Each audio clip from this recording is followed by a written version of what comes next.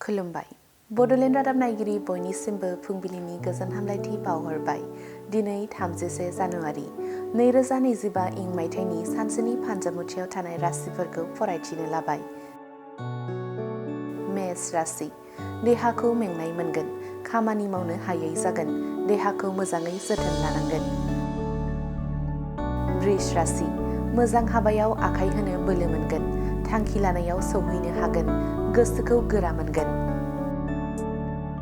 मिथुन राशि लोगोआनो सुथुर जानो हागौ, जानाय लोंनायाव सांग्रां जानांगोन, गाज्रि सान। कर्कट राशि समाजाव मोजां मुं मोनगोन, बिमा बिफानि मान लाखिनो हागोन, साना रंजा बाजाजों बारलांगोन। सिंह राशि फालांगियाव खहा जासोगोन, रांखावरिनि गोनांथि जानो हागौ, दाहार लानो गोनां जागोन। कन्या राशि न'खराव खुसिनि रादाब फैनो हागौ, जेंनाखौ फोजोबनो हागोन, साना गोजोनै बारलांगोन। तुला राशि गोजाम लोगोखौ लोगो मोननो हागौ, गोजान लामा दावबायनो खाबु मोनगोन, मोजां सान। वृश्चिक राशि गोसोखौ उरां फारां मोनगोन, खामानिफोरा आद्रा जानानै थागोन, साना एरैनो बारलांगोन। धनु राशि बेसेन गोसा मुवा बेसाद गोमानो हागौ, रांखावरि जोबस्रांगोन, खैफोदाव गोग्लैनो हागौ। मकर राशि गोजान लामा दावबायनो मोनगोन, रंजा बाजाजों साना बारलांगोन, गोसोखौ गोजोन मोनगोन।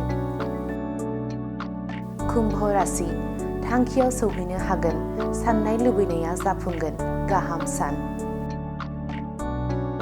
मीन राशि न'खरनि जेंनाया जोबस्रांगोन, बिसि फिसाखौ गोजोनै दोननो हागोन, संसारखौ मोजाङै दैदेनलांनो हागोन। दिनैनि राशि फरायथिनाया एसेनोसै। बेजों लोगोसेनो दिनैनि साना बुहुमनि साफ्रोमबो सुबुंफोरनि थाखाय गाहाम जाथों, बेनि थाखाय बड'लेण्ड रादाब नखरनि जानानै इसोरनि खाथियाव आरज गाबनाय थाबाय। गोजोन्थों।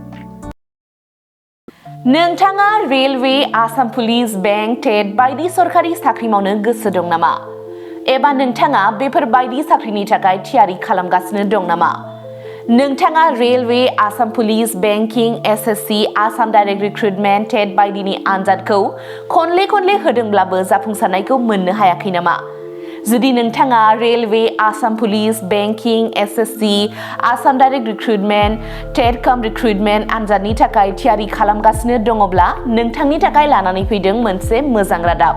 लास्ट ईयर से कोचिंग स्टार्ट किया, बट कोचिंग ज्वाइन करने के बाद ही मेरा एग्जाम क्लियर हुआ।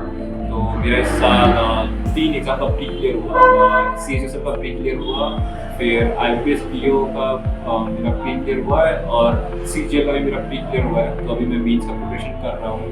क'क्राझार सहरनि RNB road ward number 6 Sai Baba मन्दिर एबा एयारटेल अफिसनि साखाथियाव दङ आईबीटी कचिं इनस्टिट्यूटआ। आईबीटी कचिं इनस्टिट्यूटआव banking, SSC, railways, defence, TET आरो गुबुन सरकारि साख्रिफोरनि आनजादनि कचिं होनाय जायो आरो बेनि मुं थिसननाया दासान्दि सोलिगासिनो दङ। आं नाजाथाय मेथ्सफोराव उइकफोरमोन, ओमफ्राय दा बाहायनाया एसे गोख्रों जाबाय आरो बाहाय सीए क्लासबो जायो, माने सामफ्राम कारेन्ट एफेयारफोर जानाय, बहाबा मा जानाय, जिउ मा जानाय बिदिखौ मोनगोन। ओमफ्राय रिजनिंफोर, इंग्लिश क्लास जाजोबो गासैबो। मेरा क्वांट में एक्चुअली खराब था, इसलिए मेरा ज़्यादातर एग्जाम में क्वालिफाई नहीं कर पा रहा था और कॉन्फिडेंट भी नहीं था। जब से मैंने ज्वाइन किया है तब से मैंने क्वांट पे एक्चुअली अभी मैं क्वांट पे अच्छा हूँ और कर भी पा रहा हूँ, तो अभी कॉन्फिडेंट भी हूँ और फैकल्टीज भी बहुत अच्छे हेल्प करते हैं बहुत।